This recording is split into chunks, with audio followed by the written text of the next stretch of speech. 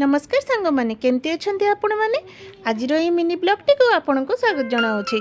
आज सका मो नित्यकर्म सारे टे बाहर को चलवाई जाइली कारण टे वाक करके आसले भल लगे टे फ्रेश लगे। घर को आसी देखिली पुओ उठी वाशरूम जाइए झी एपर्यंत शोची टाइम देखिली 7टा पर हो गला भाविली एत डेरी है झी एत समय शोची। हाँ संडे तो टे शई जाऊ ना सबुदिन तो 5:30 उठापी पड़े स्कूल 6टार थाए तो से ये कहले आपण मानक हाय करने से हाय कर आशीर्वाद देवे।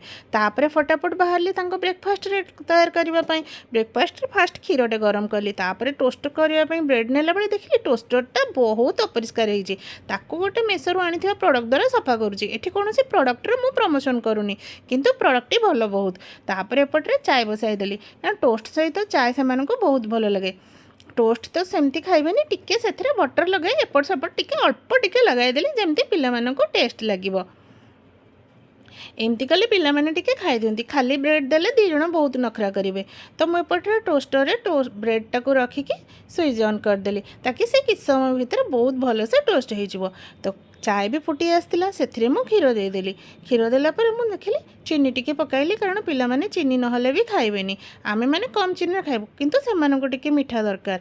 चाय भी मोर एबे रेडी हो जाइथिला तो दी जणक पई मु कप रे बाहर करदेली। सेपटरे दुई जण आसी बसी सारथिले से कहउतले कि मामा जल्दी खाइबा को दियो। हाँ जेंती सतरे मोर लेट हो गला निजे ही तो लेट उठिबे आ किंतु सब बेले आम दोष देखंतु एपटे मोर टोस्ट भी बहुत भल कलर हो जाइए आ टोस्ट को टिके भितर तो किछि मसला देई नथिली कारण चाय रे खाइबे बोली सेथिबे तापर भी मु ताको सैंडविच शेप रे काटिदेली ताकि तांको देखिबा पई भल लागिबो।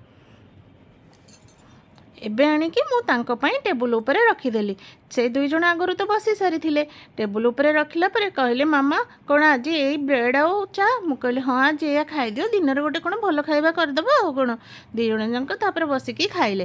तापर मु देखिली घर बहुत अपरिष्कार होगी पड़ी।